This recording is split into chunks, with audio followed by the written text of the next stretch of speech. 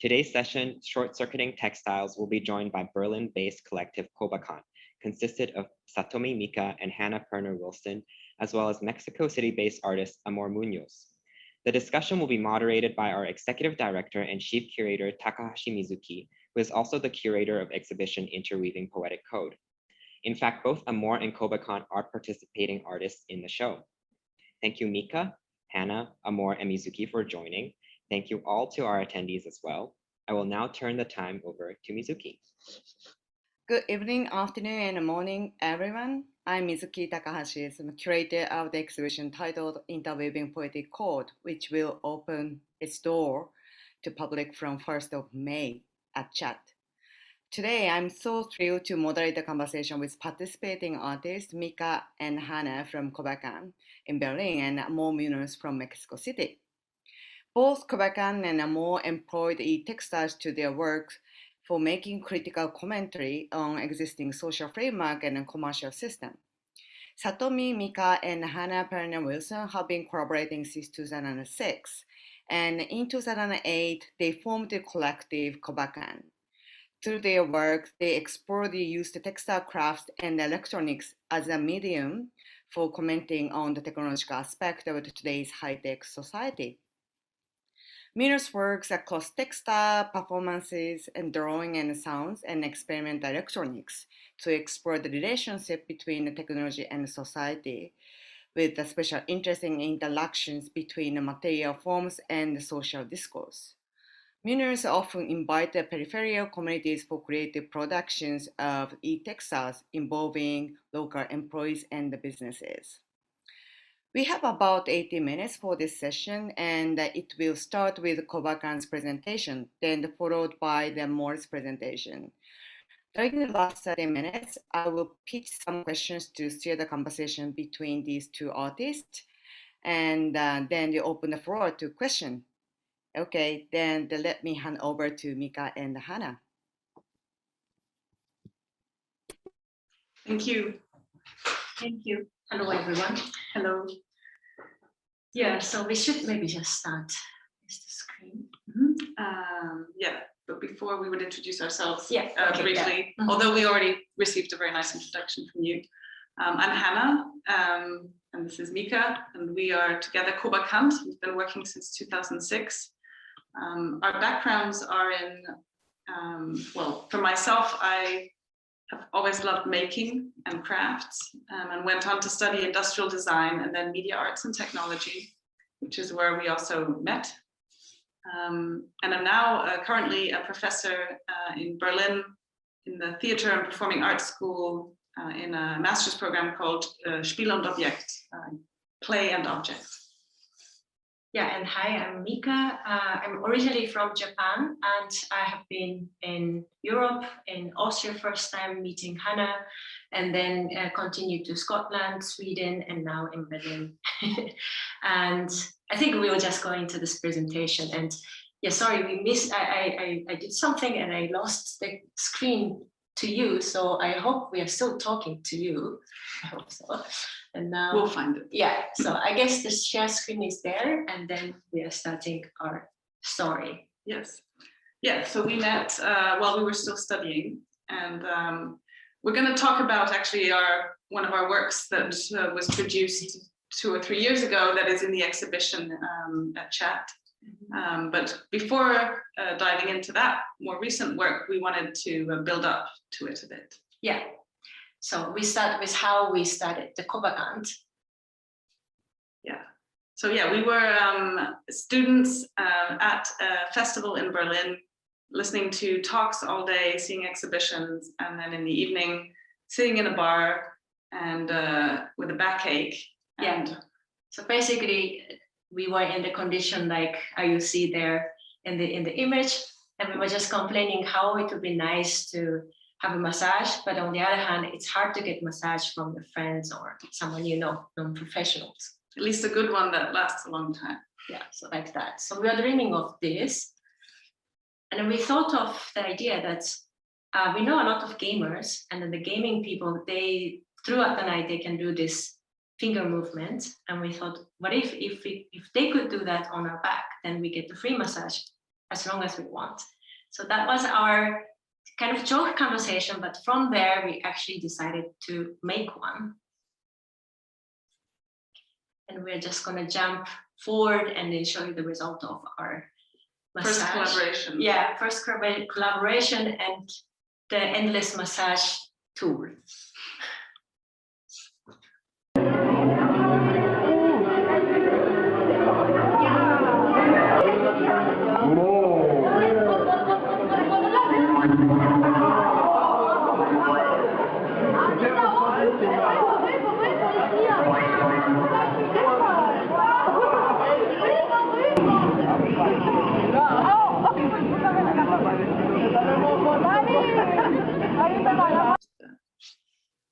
No.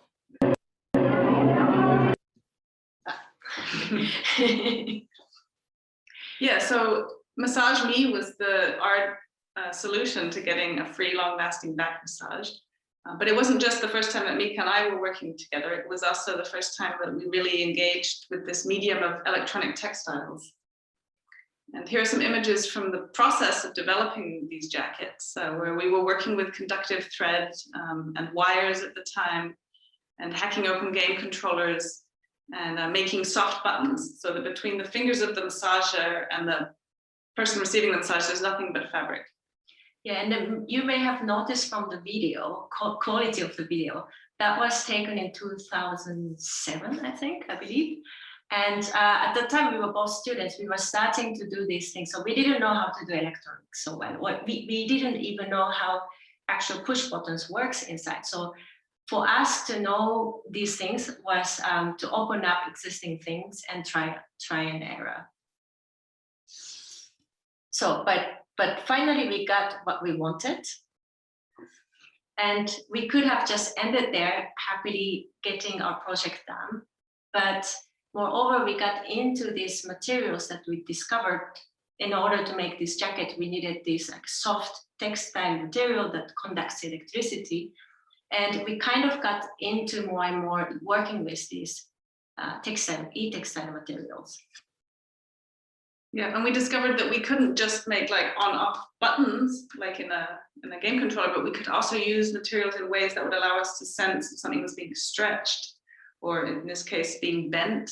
So we could connect it to parts of the body where you have bend, and we could know if you're moving. Yeah, or like we started to open up other electric components. So this one is a tilt sensor, and see how the conventional components are made and then translating into a textile design. Or also we started to discover different types of these conductive e-textile materials, which itself has a property to become a sensor. So this one, for example, is a yarn that has a lot of stainless steel fiber in it. And when you knit or crochet, it works as a stretch or pressure sensors. Yeah, and so we were exploring these materials and discovering these possibilities. And we were often driven by the projects that we were then working on at the time. But often what we discovered didn't end up in a project, but we still wanted to capture and share it somehow, because we were ourselves benefiting so much from other people's knowledge, a lot on the internet. And so we started our own website for sharing and documenting our work. And we called it How to Get What You Want. Because for us, the Massage Me jacket was this first iteration of getting what we wanted, but we thought not everyone wants a massage. Maybe you want something else, and maybe this website can inspire you how you might get what you want. Yeah, and then also when you are making these projects, so after this we did a few other projects with e-textiles too, and maybe we make 10 experiments how to capture this movement or this type of actuator, and then 9 of them are not used and only 1 of them gets used. But those 9 also had interesting points, so we started to also document them for us for later, or maybe for the other ones to use. And some of them are also failures, so we showed, or we tried to document how it failed, how it didn't work, and later on this also became interesting documentation. Yeah, and besides continuing to create works, we also started to get invited a lot to teach workshops, to show how we were doing what we were doing. And we actually got to travel quite a bit. And as part of independent art institutions or schools, we were teaching these workshops on like how to make soft electronics. And an experience we took from this was that when people are introduced to these new materials technology space, then they have these weird ideas. And it was a very lovely moment often to feel like people have strange desires for things. But in the workshops, there's often not enough time to really actually make these things and make them work well. So time passed and we have been doing workshops, and it came to the moment for us to say, so what's next? Yeah. And we sat down in a cafe and reflected on this experience of showing other people how to make things for themselves. And we thought, but what if we were to offer our skills to make things for other people? Yeah, and just to give you the feeling of the time, so we started to work together 2006-07, and then that was also the time that we discovered these electronics conductive textile materials. And the time that we were making these sketches, 2017, so it's about 7, 8, almost 10 years past, and we were at this moment 3 years ago. Yeah.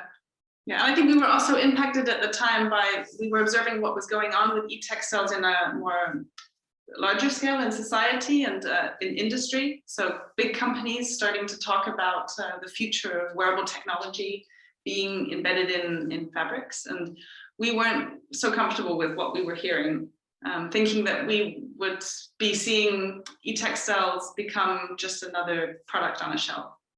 And we wanted to see what people would order if there was something like an e-textile tailor shop.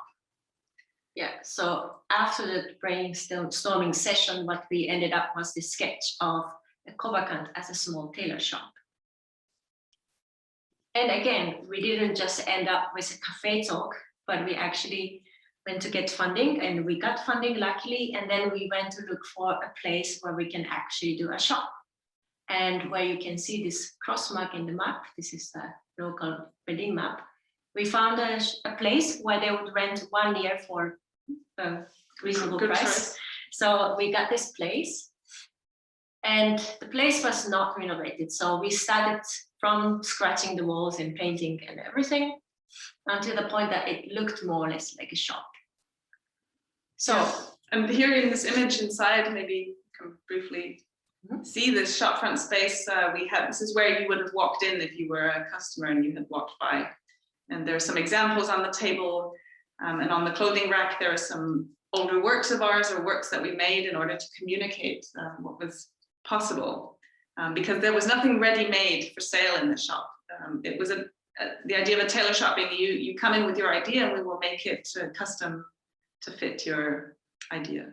Yeah, and it's not in this picture, but you can a little bit see this entrance to the next room. So next to this room was our working room. And it was also interesting because from the street, you could see this shop, but also this workroom where we were making stuff.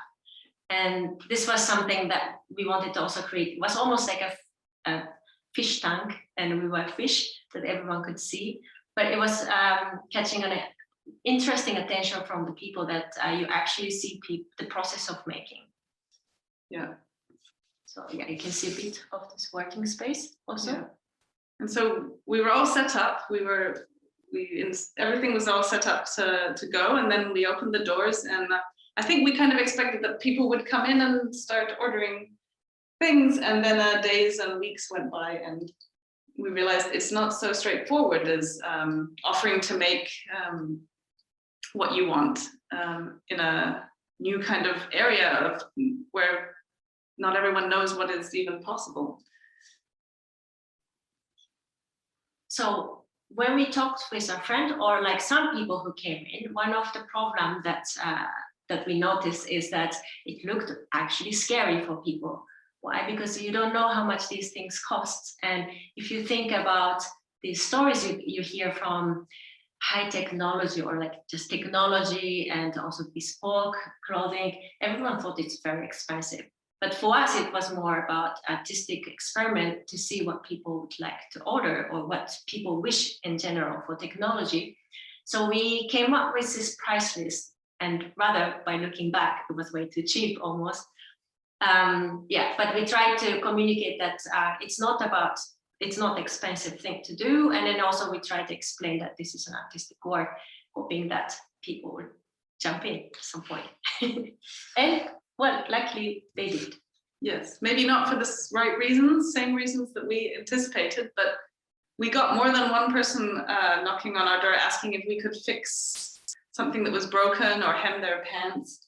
And we in the beginning said no, because we are not an alteration tailor shop, and we didn't want to compete with the professionals. But Abela came in one day with her handbag, had a broken leather handbag with a broken strap, and she was hoping we could fix it for her, and we thought, why not?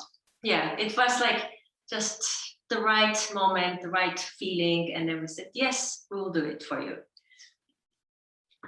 And what's funny is actually we have never fixed a leather bag or leather material actually for me. So we ended up just trying to find online how to properly fix the leather materials.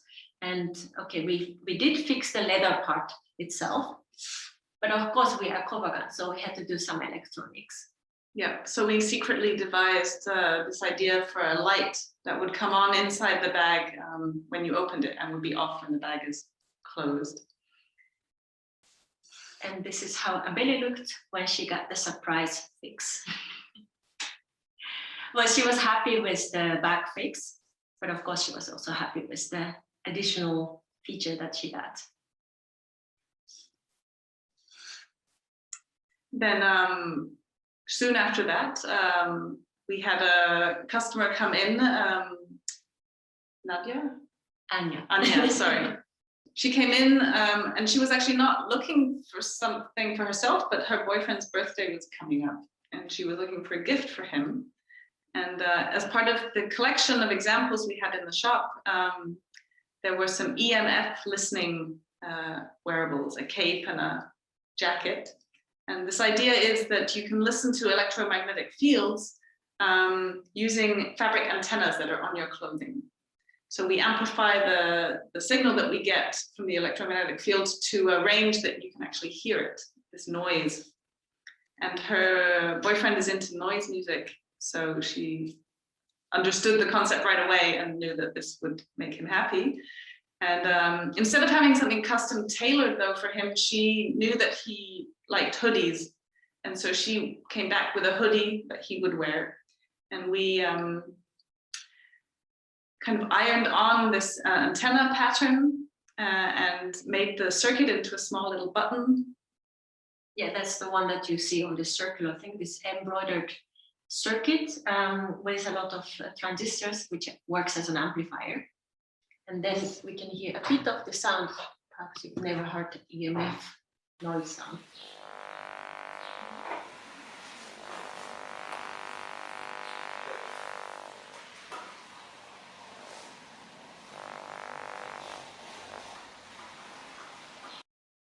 Yeah, so it was short, but that's the kind of noise sound that you can get.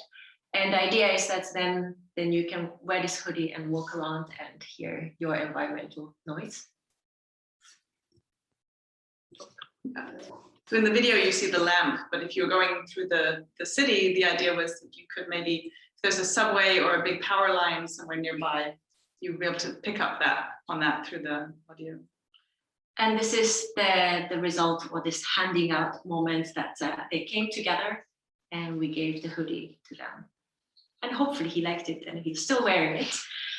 And then here's the next customer, Wim. Yeah, he walked in one day and he must have heard about us somewhere.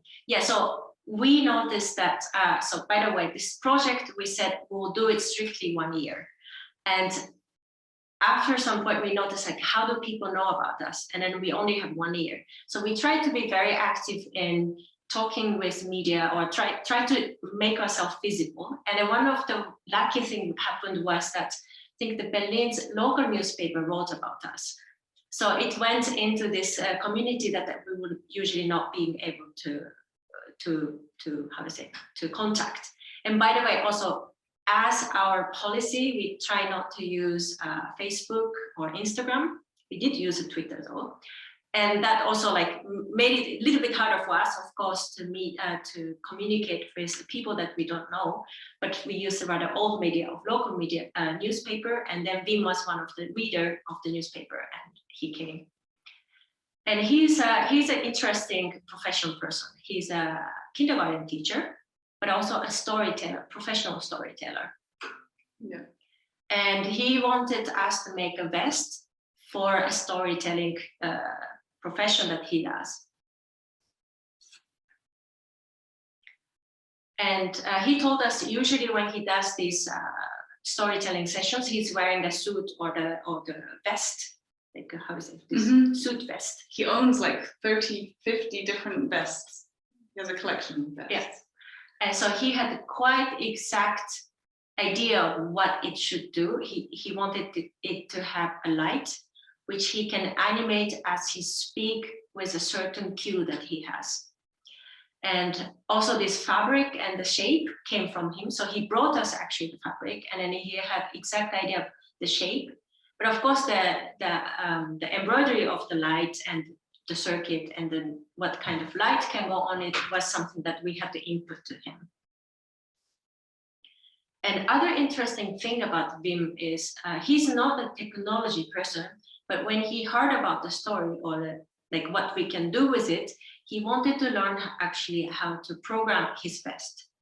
So as we designed it and I gave it to him or made it for him, we had few of the animation pre-programmed on it, but he actually wanted to learn how to program this animation. So as he develop a new story, then he can also develop a new animation for his vest and program it himself.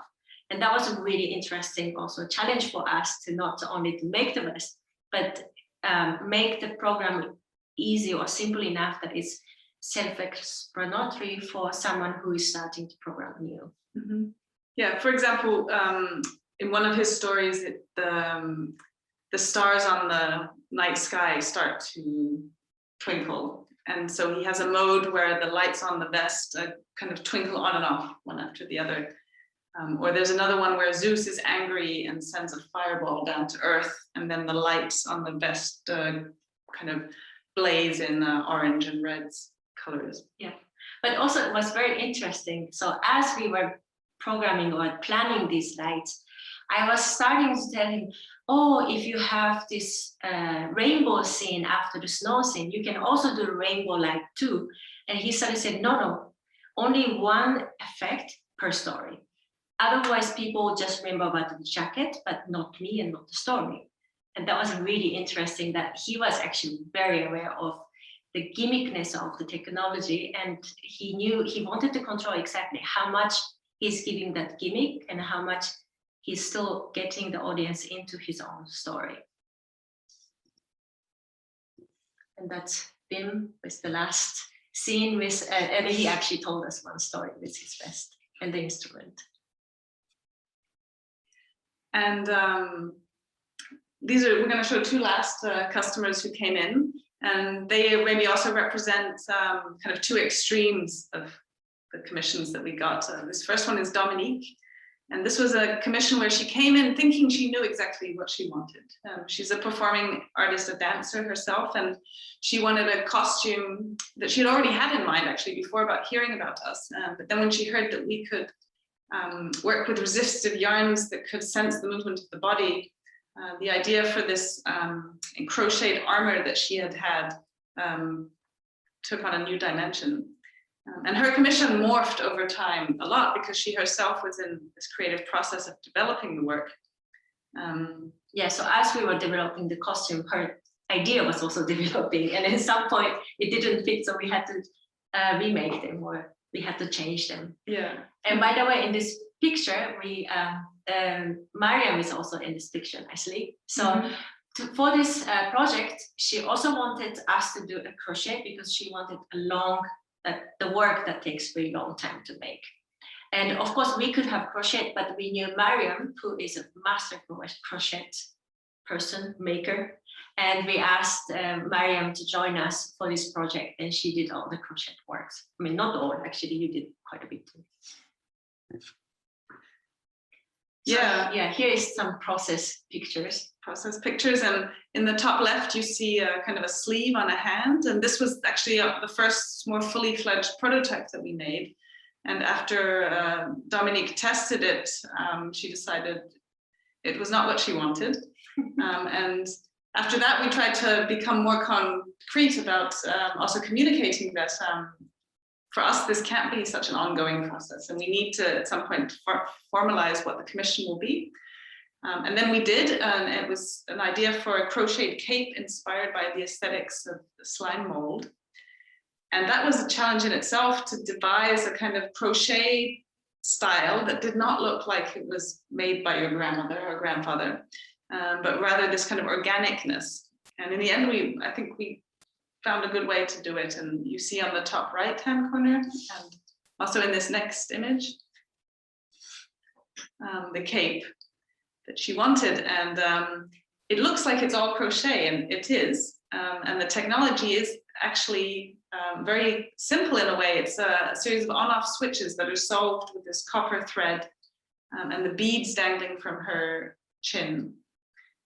And this bead is capturing her really micro movement of her shaking or swaying movement. And as it is captured as a digital, digital data, as a sensor data, she can then use this to sonify her movement with a computer. So there is this layer of looking at her, and then there is a costume, but the costume is also enhancing and synthesizing her movement as a sound.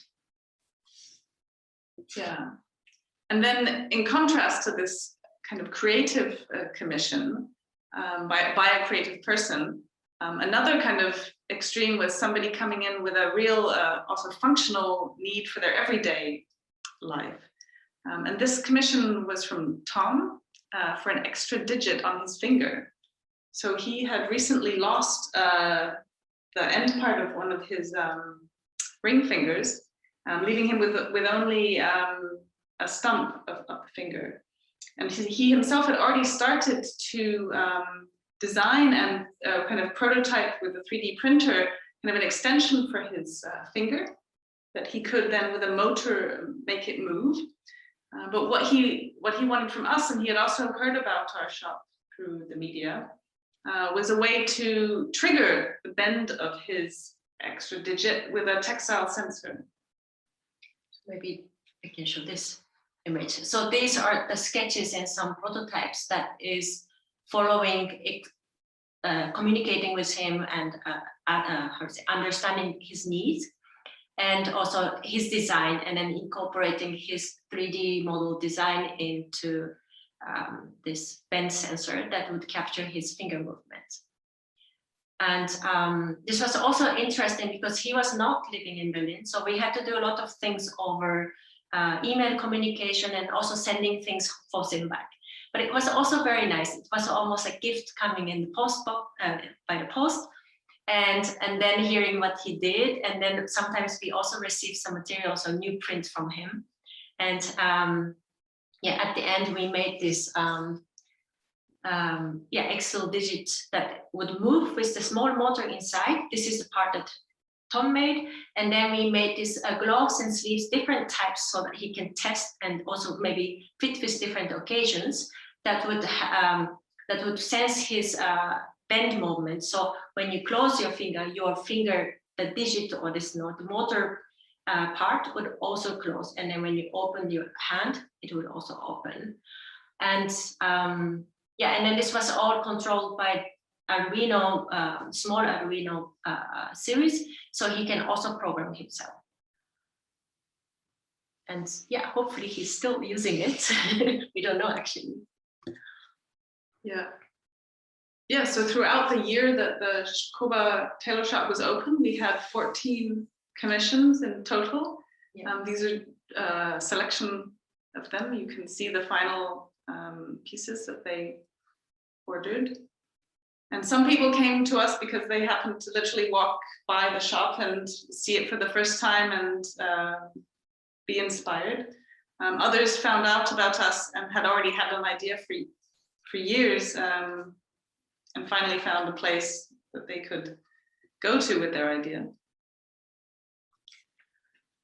But we did observe a kind of a difference that what led us to the Koba idea was this experience from teaching technology to people, how this process of doing something yourself leads you to have ideas of what you want. And it wasn't the same with opening the tailor shop and offering to make something for somebody else, because you're missing that moment of understanding what is possible. And that maybe that playful moment of also really not just understanding it by looking or hearing something, but by touching the materials and learning something new, and maybe even imagining that you could then be the person to make it for yourself. So the people who actually came into the shop with their ideas, I think wasn't so aware that it was brave for them to approach us with what they wanted, and it probably wasn't easy for them to actually decide on what to order. Yeah, we had this very naive and idea of fantastical imagination that people will have, and we were rather a little bit disappointed almost in the beginning, like when we started to hear kind of similar ideas coming again. But then we realized that it's actually a very difficult question we are asking. What do you want? Mm-hmm. And this is one of the things that we made for the shop to kind of help navigating, finding out one's want, including myself. I wouldn't actually know what I would really want. And this is the moment we would also like to ask you to think about what you would want if you were to come to Koba shop or anywhere, and if you could imagine and have the technology you actually want to have. And I think our time is up, so we'll just slowly end. Yeah, so maybe to recap this, the website that we called How to Get What You Want, and this kind of question of how to get what you want that led our work for quite some years, and then became, through the Koba shop, has morphed a bit into this new question of how do we even know what we want? Yeah, and it's not just, how to say, knowing what you want, but knowing, I mean, to know what you want, you have to kind of like reflect or like think back a little bit, stop and think, what is the actual thing that I need? Or even like, is it the need is the thing that leads me to what I want, or something more that you project your fantasy or your desire and what you want to see in the future. And I think it's important for us, for anyone, to stop and think about not only what is given to me that I use, but actually what do I really want to have. And what's next? We don't know. No. But we'll be probably doing something. And thank you very much for listening. And I think we'll hand back to Amour. But if you're interested in following, looking at more details of what we do, so here is some web links. The second one is the database. And we'll also post them into the chat just after our presentation. So I stop. Now we're back. Thank you very much. It's such thought-provoking presentations, and some of the pieces tailor-made the clothing is actually we are going to display and upcoming exhibitions, and then I finally could see the actual works in when they are delivered to Hong Kong. Then I was really surprised the quality of each clothing. It's almost like haute couture quality. That's some things I think is the quality wise much beyond than I thought. It's I'm sure that how much energy and the time you spend to realize the demands and desires what your customers ask. But also I think it's at the point you raise at the end. So knowing what we want is some things we tend to forget because we are so get used to be the passive consumers, and that there's multiple, the options offered online and offline, and once we saw the overwhelming the choices, we just stopped thinking what we really want to want. So what we want to be by picking up those items in front of me. So I think it's I want to continue the conversations after Amore's conversations on that. Thank you very much. Okay, so your turn, Amo.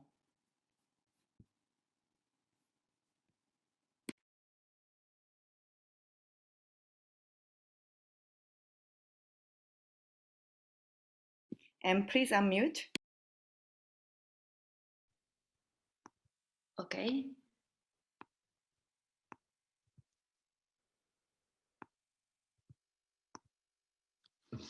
Hi, can you hear me? Can you see my screen? Okay. Oh, I'm very excited. Hello, everyone. I'm very happy to be here sharing in this virtual space with all of you.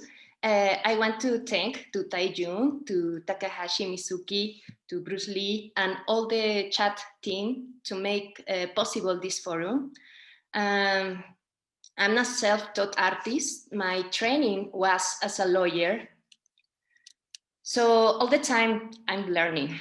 The maker movement, the do-it-yourself strategies, the open source culture have been important in my development as artist. I confessed that Cobacant was part of that. In my beginnings with Textiles, I learned a lot of them with their tutorials. Thank you very much, Mika and Hannah, for your generosity to share your experience and knowledge to others.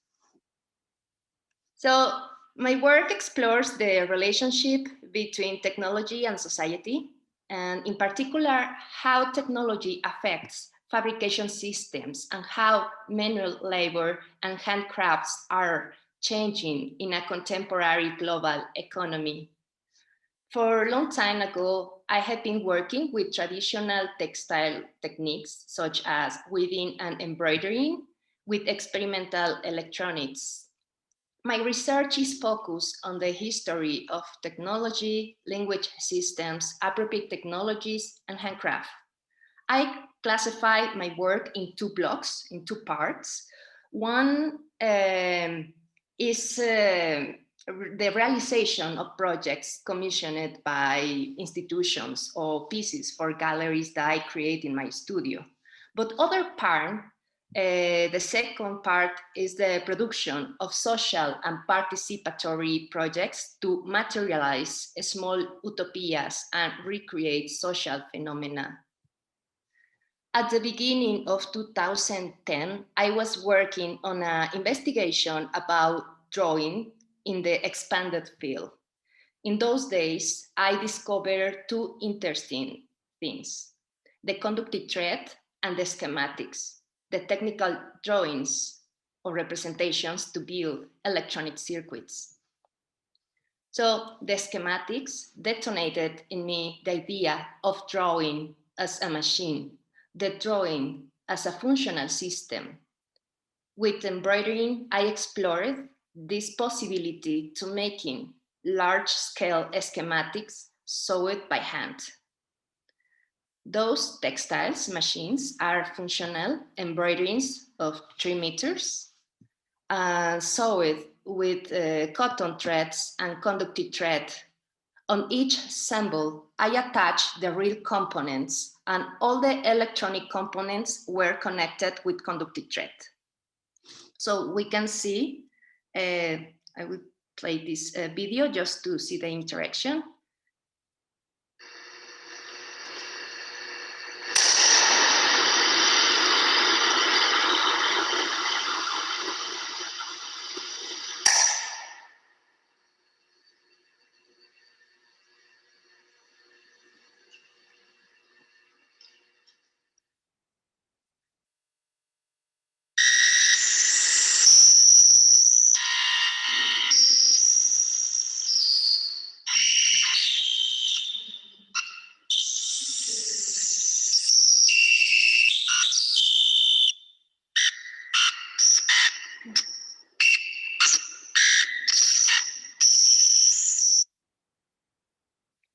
this is the most funny piece, especially when it's showed in the museum, because the people have to drink a shot of tequila to interact with the piece.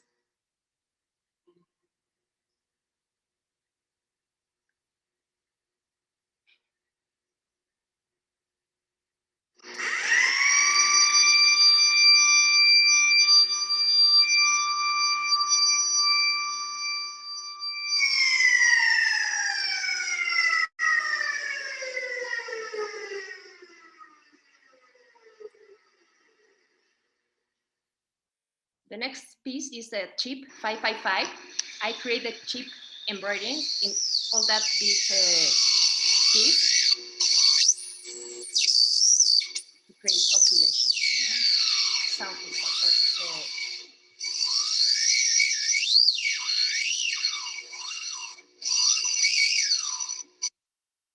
So another exploration and poetics is knots and folds that seeks to relate a traditional textile technique like the plissé or plaited patterns with encoded music notations for player piano.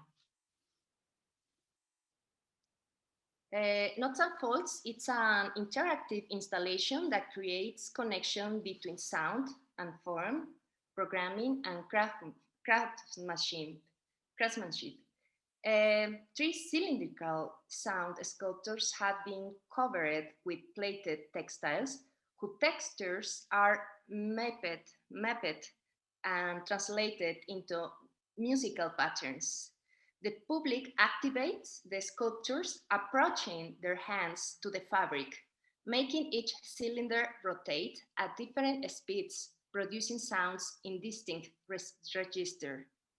And then the installation is a kind of spatial musical instrument where the pleated patterns are like a score.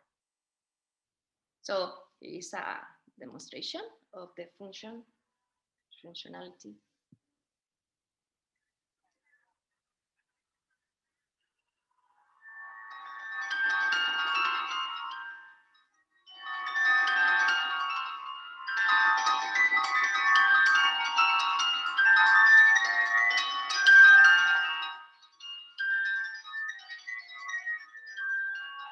So it's important to mention that I don't do everything by myself.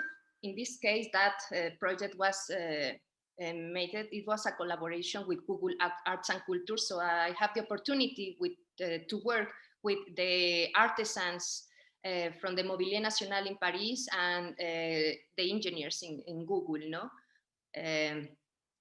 So, well, to finish this introduction about the different explorations, poetics that I have done with electronic textiles, I want to mention a Matter and Memory project. This project is a reflection on systems of coding and language and memory. The idea was to create textiles with memory, but not thinking about the memory like an anthropological thing. In this case, the idea was to think in textile as a technological memory, as a container of data. The project is inspired by the magnetic core memories of the computers of 50s and 60s and the works by Annie Albers about codes. So during my residency in Bauhaus Dessau, I create a graphic language based on binary code. So you can see the zeros are in black and the ones are in white.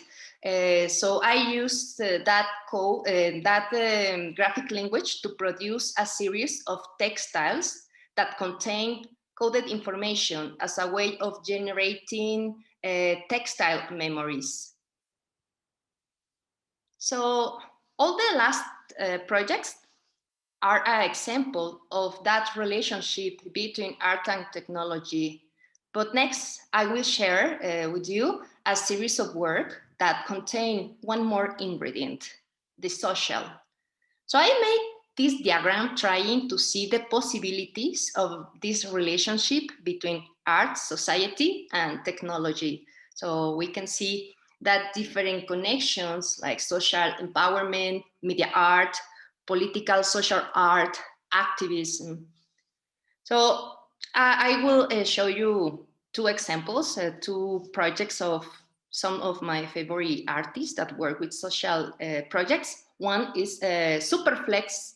They make this project. Supergas is a sample biogas system that works with organic materials from humans and animals. The biogas plant produces 3 cubic meters of gas per day, enough for a family of 8 who cooks and uses gas lamp at night. The plant was designed and built in collaboration with a team of European and African engineers. In August of 1997, Superflex installed and tested the first unit in a small farm in Tanzania. Another project, I'm sure that everybody knows this project by Olafur Eliasson, Little Sun. This project is that works in life. Little Sun is a solar LED lamp development by Olafur, an engineer. So the idea is to provide solar energy in communities that doesn't have access to electricity. That lamps are sold in museum stores. So when you buy a Little Sun, you are paying part of the price of a Little Sun for a person from those communities. So technology has been conceived as something universal, standard, and objective. Technology exists all over the world. The history of technology is not made only of the sophisticated innovations created in the richest countries. In developing countries, there is a technological history that is also traded daily, made of alternative use and creative contributions of techniques and handcrafts. For me, as Latin American artist, it's essential to work with historical context to weave utopias and social phenomena in a small scale. I am interested in reflecting about social problems and making visible the concept of technodiversity to imagine other futures and alternative applications of technologies. So for me, appropriate technology is a key to talking about identity and technology. Since 2014, I have created a series of community laboratories for appropriate technology with different groups of indigenous artisans women. The idea is to have a space to create knowledge, to share traditional and ancestral knowledge, and access to technological knowledge. In these laboratories, participants imagine their own technologies with identity and make applications of that alternative technology to solve local problems using local materials, traditional techniques, and electronics. So we can see in this case how the ladies are preparing the conductive thread with the local organic fiber, the sisal or enequén, in a very important material in the peninsula of Yucatan. So in this time of dynamics, I have observed that when the people invent and make their own technologies with context, an emotional connection is generated between technology and user. It's very important that we shape our technologies and not that technology shape us. So I will share you a video of the dynamic of Yucatec.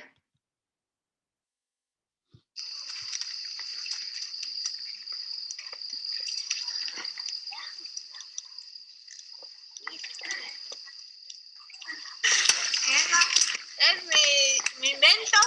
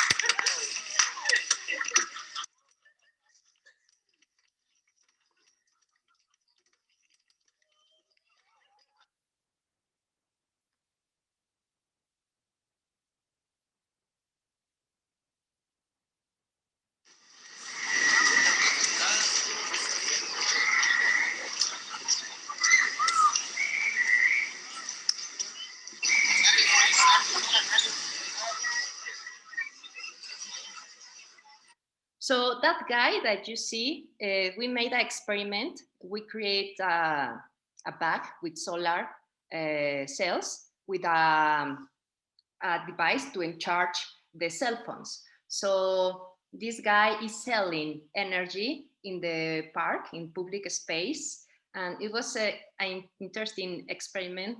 The people was very interested to see, no, that you can give a donation or to pay a very low price to in charge your iPhone, or your smartphone or cell phone in the park, no?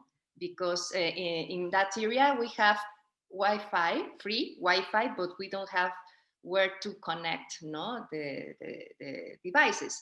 So in these projects, it's very important to mention that I work with that communities that have very limited access to electricity. So I applied these laboratories. I have been replicated in different communities in Mexico. So I applied the same pattern, but the results are very different. No, for example, this is a woman that lives in the mountains in Chiapas. So all the family be part of a laboratory, and everybody, the husbands, all the family was participating, knitting and sewing to create that bands that they use during the nights to walk in the mountains. So you can see some more images.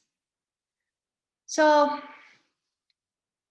in the electronic textiles, I have found the way to create strategies to make visible inequalities and forms of operations. For example, in my work, the figures of the artisan and the worker are very important. The project Maquila Region 4 is a performance intervention in the labor landscape of marginal areas of Mexico.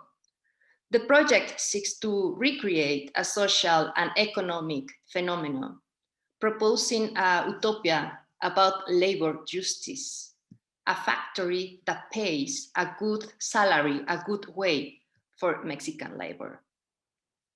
So maquilas are the border town factories in which Mexico provides raw materials and very cheap labor, mostly women, and the US provides management and ownership, because that companies are from the United States and they cross the Mexican border just to pay a very, very low salary. So the Maquila Region 4 is a mobile factory for the manufacture of electronic textile artworks. This nomadic workshop travels to poor areas of Mexico, offering American minimum wage. You should know that the Mexican salary is just the 8% of the American salary. So it's a huge difference.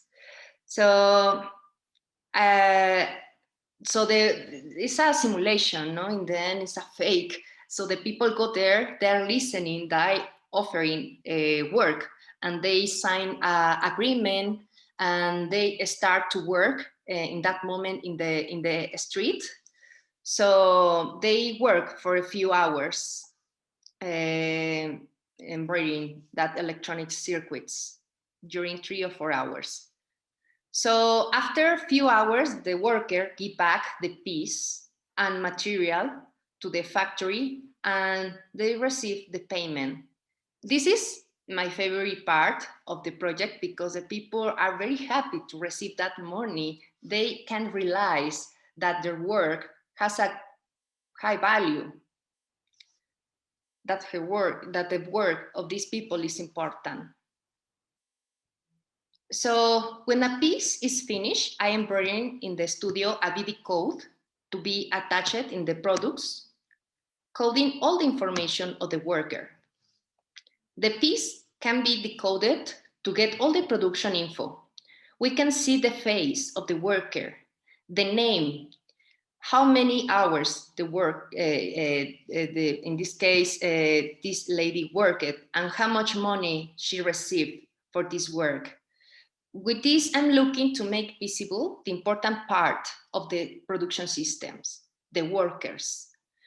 But we never think about that. When we buy a product, we just think about the object, the design, the materials, the branding.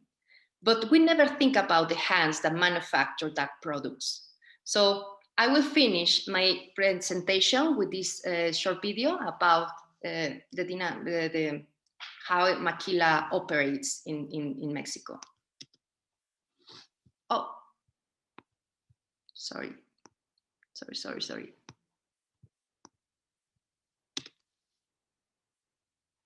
Oh, yeah.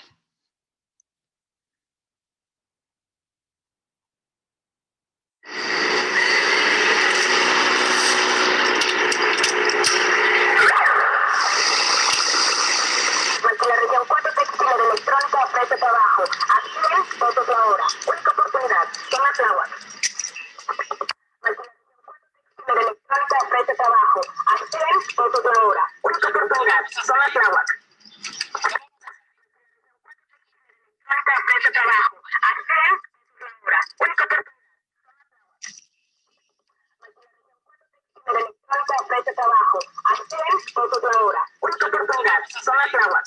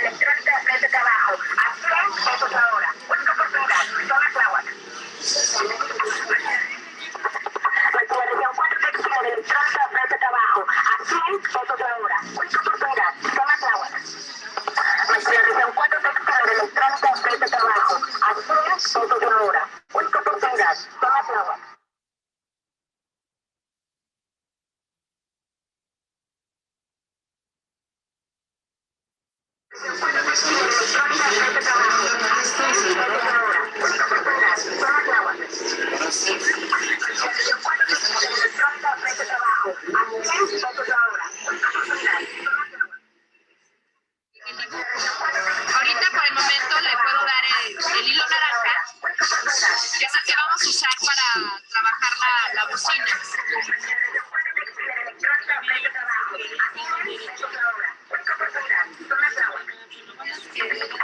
La región 4 textil electrónica ofrece trabajo a 100 pesos la hora. Única oportunidad, zona Tláhuac. La región 4 textil electrónica ofrece trabajo a 100 pesos la hora. Única oportunidad, zona Tláhuac.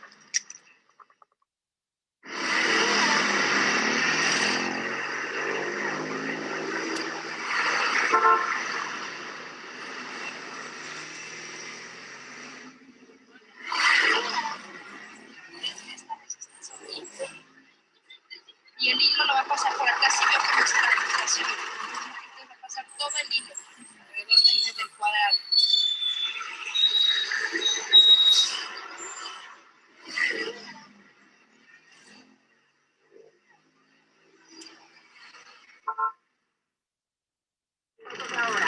Pues trabajaba.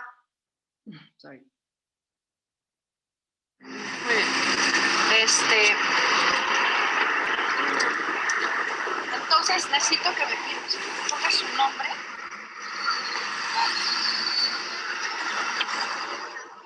Cantidad de 300 por 3 horas. 300 pesos por 3, así lo deja 3 solito y su firma. Y bueno, a ver, entonces le doy 300 pesos. Gracias a usted. ¿Le puedo tomar más una fotito?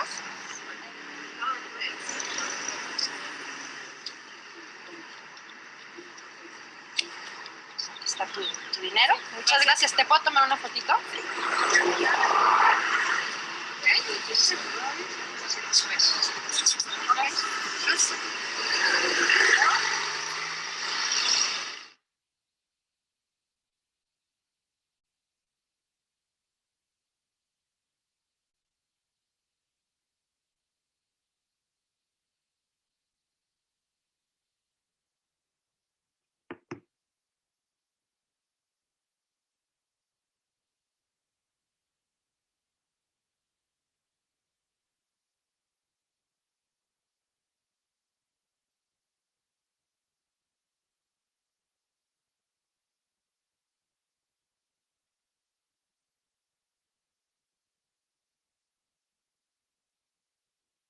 So I think it's all.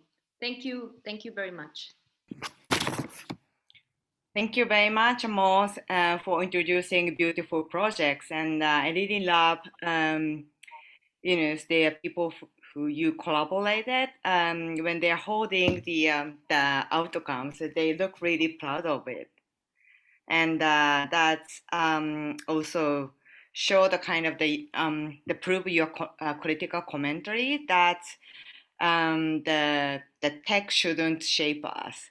We should shape tech, and we also have to choose how to shape the tech. And thank you very much. So I want the Kobakan to come back to make the dialogues together. We're here. Yep. Okay, cool.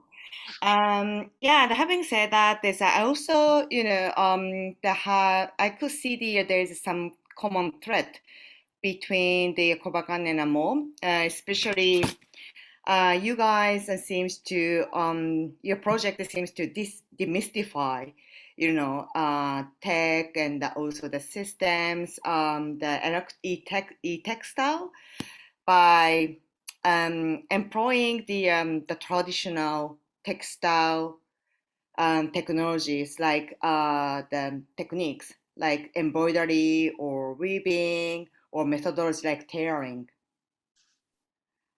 Is that intentionally you choose that kind of traditional methodology for demystifying the electronic technology or e-textiles, or just happened? I think it's a discussion for to both of you guys.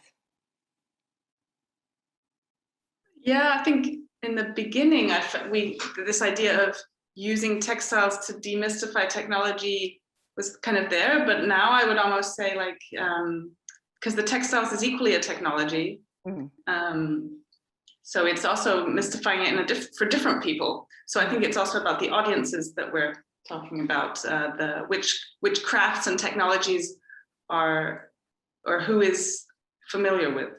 And I think in the beginning also, we are not trained in textile, so we were also learning these textile techniques, and we didn't have access to like industrial textile machines or so on, and we had much more access to hand textile techniques. So that kind of led us to start with these kind of approachable hand techniques, and then realizing that if you want to make this certain requirements of the making circuit, for example, you have to cross these two things, but one of them have to be isolated, or you have to connect these two fabrics together or so on. then a lot of these traditional textile techniques actually allows you to do that by combining two techniques together and so on. So we were a bit fascinated from that end of functionality, and that kind of gave also interesting look and language of this circuitry as a traditional textile material. Mm-hmm. So I think we were seduced by the materials and the techniques, and also similar to how we would nerd out with electronics, we could nerd out with textiles, but through this engagement with that, we started to meet the people in the communities who were practicing these techniques, and had some nice opportunities to even learn from people in different places. And only then we became more aware, I think, of what was happening, or what the potential of this craft, this new hybrid craft. Yeah, okay, so Amor? Yeah, well, the media that has been present in my work from the beginnings was the embroidering and drawing. So I was in that moment, I was in that research and investigation about the expanded field of drawing. So when I discovered the conductive thread and the schematics, I realized that the textile has a lot of possibilities. In this case, in the expanded field, just the idea to think the drawing in general. The people have an idea about the drawing like a traditional media, bidimensional media, But the idea was to detonate other views of this. So the mix of technology and textile led me to develop different investigations. I start with the schematics, but then I realized that textile is a very flexible media to create histories, to create that kind of projects related with with society, with science, with a lot of knowledge of field of knowledge. Mm-hmm. Yeah, I think it's in this regard, textiles are such a kind of mundane materials, and we can find it everywhere. So it's gonna be helps to mediate the kind of relationship with you as an artist, and also how to say the people who you involved in the project. So that kind of I could see the relationship with you and also the people participating, communities. And the relationship is not hierarchical at all. Is the Kobakan's project and EU projects and saying that you also learn the demand from them. And also, I think it's as I can feel the relationship between the artists and the people is a bit fair. So that is also the making the beauty in this project as well. So, but I received quite many questions already. Let me see. Okay. So yeah, questions are question to all of you. Would you love to learn more about how you have been inspired by local resources in your e-textile work?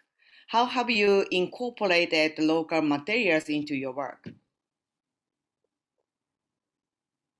Who's going to answer first? Amor, do you have something to say? Yes. Yes. In the case of the laboratories, appropriate technologies is a very clear example, to work with local technology. Now we have a big problems with climate change.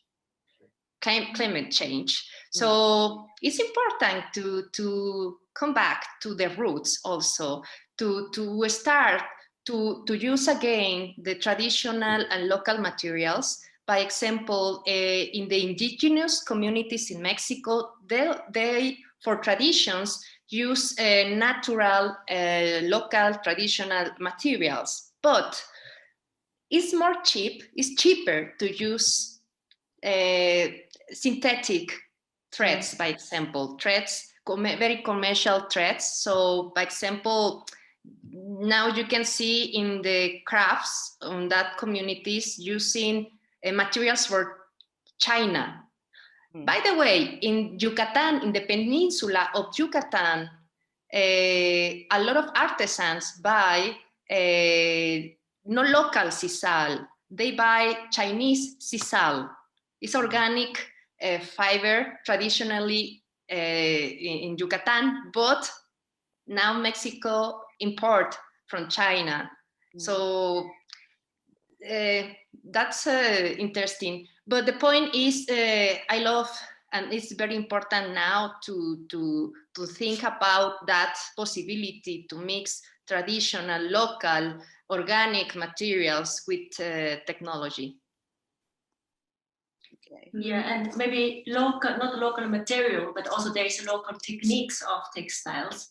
And oftentimes, especially these hand techniques are tacit knowledge. Like you can't write down how to do it, but you really have to learn it by hand. And I quite like in our project, which was not introduced today here, but we did a couple of projects that we went to somewhere and learned this technique from people who practice it. And I really enjoyed sitting next to this person who does it professionally or non-professionally, and just learning by doing it. Just you have to spend hours, your hand has to learn. So you just spend and you just sit next to, and then especially then if you're showing electronics, it's like, you know, you teach me one thing and I teach you one thing. So I really like this kind of creating a relationship with someone who makes things. Yeah, and maybe we're kind of lucky that in Germany, a lot of textile industry has actually left Germany, putting some of the remaining producers in the situation of having to be quite innovative. And so quite a few of the conductive threads that we use are produced not far from Berlin. Because these, I mean, it's also a terrible situation in a way that the textile industry has left, but it's meant that on a smaller scale, they're looking into these new materials, and we've been able to visit them and see how the materials that we use are made and be in discussion with the people making them. And that's been a nice experience, that even somebody who is manufacturing in larger quantities for different industry or end user is still interested in what we are doing with their materials. And okay, and there's some question to each of you, and to Koba-kan. I love your idea on adding the light in the leather handbag. It will be very useful for older people or someone who's with provisions. Have you considered working with or for any social service or community center that can make a good use of your technology and knowledge for a good cause? I think there's 2 points to that comment that we could respond to. And one is that actually with the Koba project, at least, this tailor shop, this was exactly something we did not want to offer to people coming in and saying, this would be amazing for this other person who has some need. We really wanted people to focus on themselves and have this level of criteria of what would I actually want. It's easy sometimes to imagine for other people, and much harder to imagine for yourself. On the other hand, of course, there are there's a point in developing technology for other people. It's a different strand of production, and we ourselves are not involved in it. But this idea of putting a light inside a handbag, that there are companies working on this too. Yeah, I think we wanted to explicitly almost say that not for the others, think about for yourself. And yeah, that was just for this project. But maybe that's something I would also open a question to everyone, like, because when we hear these like technologies, which often portrayed as something that solves a certain problem and then, okay, let's solve a problem, make a large quantity of them and then sell it, and maybe you make money out of it. But do we follow this storyline forever? Or aren't we maybe also realizing that story, this monocultural story, is maybe not only the story that we can do with technology? Yeah, I can see that there's both, you and Amore's practice is almost like the micro resistance, against the the mass productions. But it's that they, how to say that, it's some things realized based on the effectiveness or the good for the people, for the mass, but that those people is almost like invisible. So but on the other hand, your project is kind of respect very the relationship face-to-face base, and I think it's a Morris project as well. So that's also that makes your project is something different from the kind of the wearable technologies which are going to collect the big data. The data from individuals to make the big data for the further use. I think it's I can see the strong kind of the resistance, the critical kind of the attitudes from you guys on these kind of the industrial trend. Is that correct? Hello? Yes, so I want to comment something very important in social projects. The problem always is the support. As artists, it's complicated to support that projects by ourselves. So we should to apply to calls and to get money from institutions, and that is very hard. So, but in the other hand, we are artists and we have other projects more. So it's very complicated to have to give a continue to this kind of projects. No, well, it happens in my case. No, I cannot. Is for that reason I say that are kind of utopias, because it's impossible to do it for long time, no, like long term. So do you expect the the people in Yucatan or paid the workers with a low salary, among them, so who's gonna inherit your projects to continue locally? Do you think that is also kind of the things you envisioned? Because otherwise, as you said, that you always need to be the agent to conduct your project. Yes. So in the case of the laboratories, the intention is they have to be the owners of the project. I let that the community appropriate of the project. So that's the idea. One of the communities that I work, there's a indigenous community of artisans in Mexico City from the Otomi group. So that ladies, when we finish the laboratory, they have a production of crafts and they sold everything. So they apply by itself. I didn't have idea about that after I know. And they apply for a support in the government, the local government. They got the support, they got the money, and they continue by itself the production of the electronic crafts and sell it. So that's a very beautiful example. In the case of Yucatan, we just work for 6 months and they continue to use the objects that they invent. No, and still I have contact with the community, but the laboratory in Yucatan, by example, is not existed anymore. Because yes, they have other problems and they didn't have the possibility to continue. No. Yeah. And then I think this is the other question to Amo. So, okay, for that paid project, what was the intentions and the purpose of the paid wage beside the payment according to U.S. minimum wage? What was the functions of the final technology fabrics? Thank you. Yeah, so there there's the embroidery pieces. Yeah. Yes, it was a conceptual thing. The factories in the border of Mexico and the United States, they manufacture electronics for LG or different brands of electronics, and clothes like Levi's, jeans. So the idea, when I saw that factories of clothes and electronics, so in that moment I connect, the idea to manufacture electronic textiles in Maquila region for.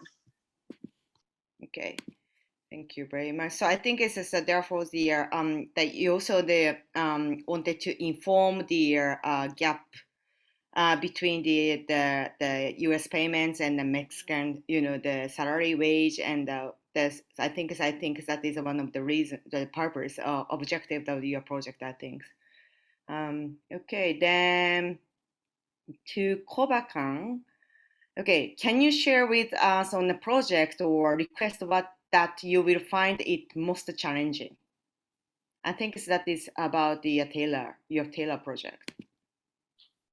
Most challenging. Yeah, actually, maybe that's it. I had a question before to Amour, actually. But one thing we found challenging was actually to realize the works that they would be robust and work well.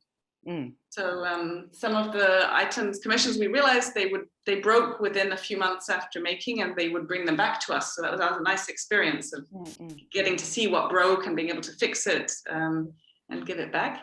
But we actually know very little now of the commissions, of what are people using them, have they broken again? And Amour was just mentioning with the Yucca Tech project with the solar lights, or maybe with the lights, that they are using because they've made something for themselves and it works, but also because they made it themselves, they can fix it themselves. But I was just you mentioned only briefly that they continue to use it, and I was wondering if you actually keep in contact, and do they develop new ideas and then start making more things? Okay. So yeah, I keep receiving the many questions. I think it's hope to pitch your question, all the questions. Okay, I think this is a question for both of you guys. So what do you think is your technical contribution to the fashion industry? Hope not. I don't know.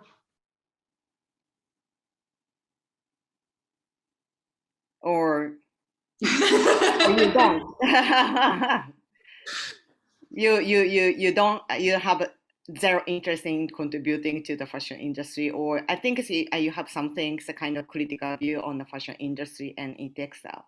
They are kind of the way of applications of the e-textile or wearable things. We're not so involved in it, and probably we are critical of it, but we've also not done work around the fashion industry as much. Yeah, I mean, like I would say personally, I am not impressed with the current big fashion industry as how it's operating, also textile industry, how it's operating. But I also know that there are many artists and designers, new designers, who is trying to do the alternative and different ways. And so I wouldn't say I'm just against the fashion industry, but I don't personally have a desire to contribute, so to say, for driving more fashion industry in the way of a big production. But I Amour, yeah, okay. The alternative. Okay, thank you, Amour. How do you react if they are big fashion companies approaching you? Why can we produce the mass mass volume of the headband, which you realize in collaboration with the people in Yucatan? Do you accept that offer or not?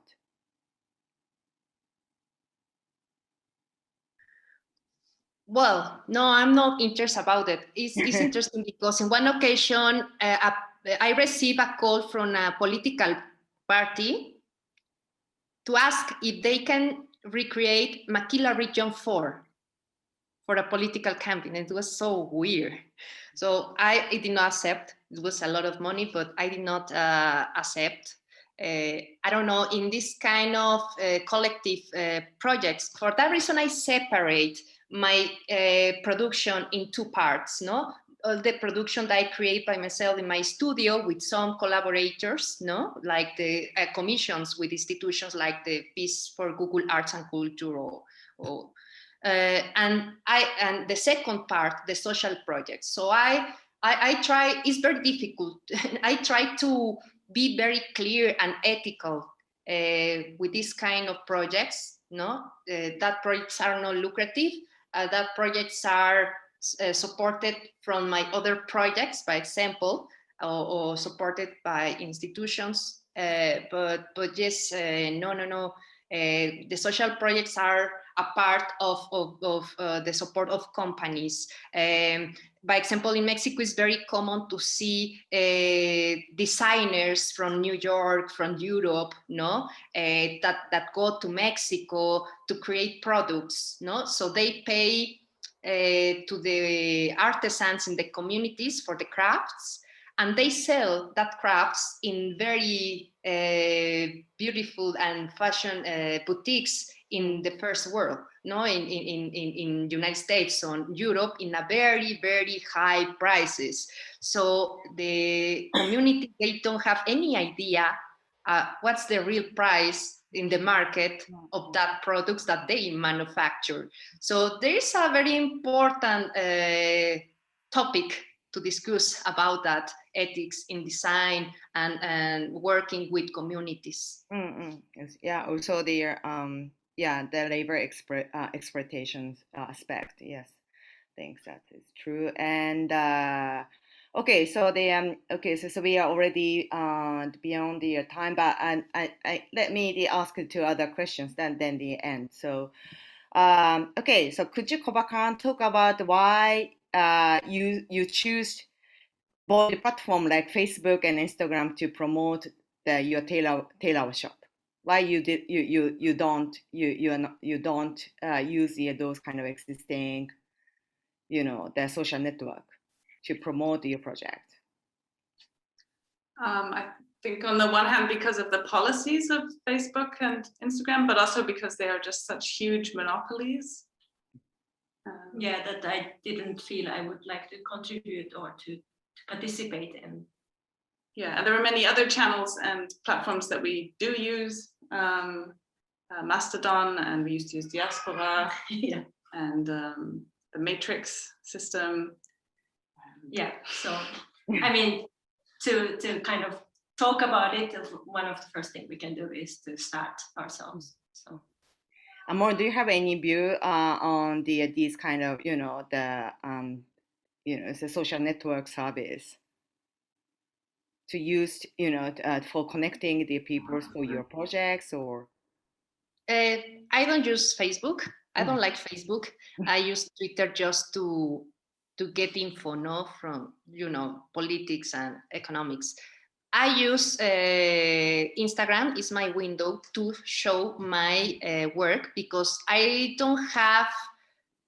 not the kind of artist that work with galleries. No, I'm not really commercial. So the social networking are very important for me. It's my window to the world, no, to show my projects. So we are privileged people to live in these times. Well, there are bad things, but good things also. We have good things. Okay, thanks. Okay, so this is the last questions. Okay, so thank you very much for everything. Another connections in both beautiful artworks can be the implication that both have in terms of value, the material value of the artworks in terms of paid and money, the value of the works of the people, and also the visualizations of this value in your work. Can you talk a little bit more about your personal experience regarding these themes? So I think it's just the question is asking, well, perhaps maybe you can raise it example. So if you find that any kind of the value working with the people beyond something's price and money, and how do you visualize value which you discovered through the communication with the people?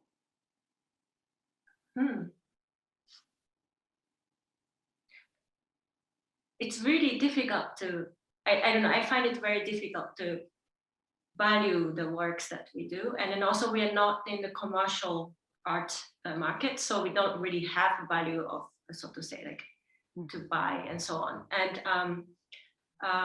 one of the things that came out when we were doing the Koba project is how much these works cost, especially for the people who are ordering. And in the beginning, we made it in such a way that it's up to you to decide, let's negotiate. And it made a very interesting conversation, a bit coming to also Amor's work, because a lot of people who live in the building came to the shop, realized this dilemma of, I don't want to exploit you. And to make, for example, a shirt will take at least 1 day for me to do. And they know the usual wage of how much is a normal wage for a person who lives in Berlin. So, but then if you want to pay that, and then you being also a normal worker of some company, so that's really a lot of money compared to your whole expense or like no allowance for the month. So, okay, I can't actually afford it.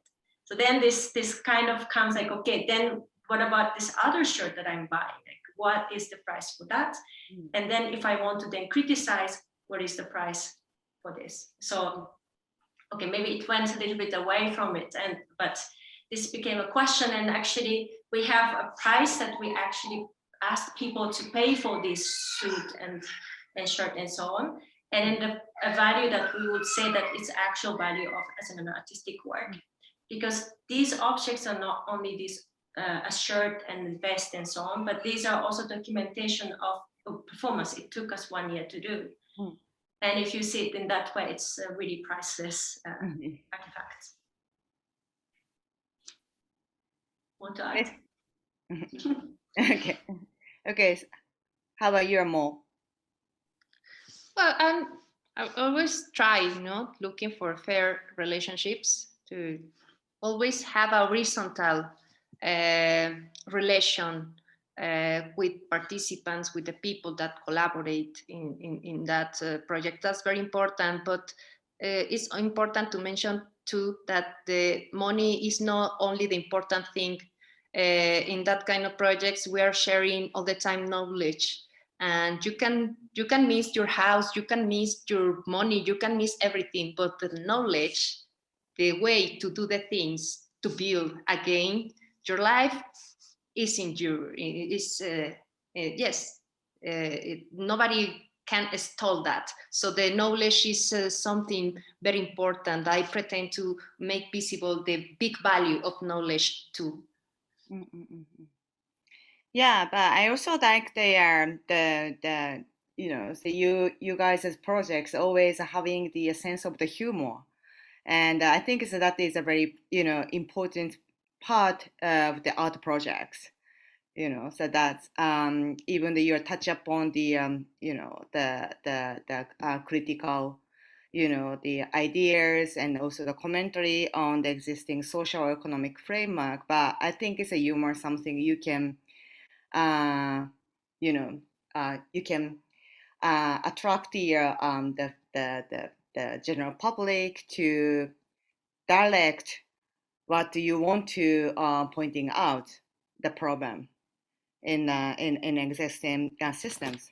So I think it's having said that, I'm really privileged to show your artworks and the projects in the gallery so soon in CHAT Hong Kong. So then thank you very much for staying up too late or waking up the very early morning in Mexico, and I hope we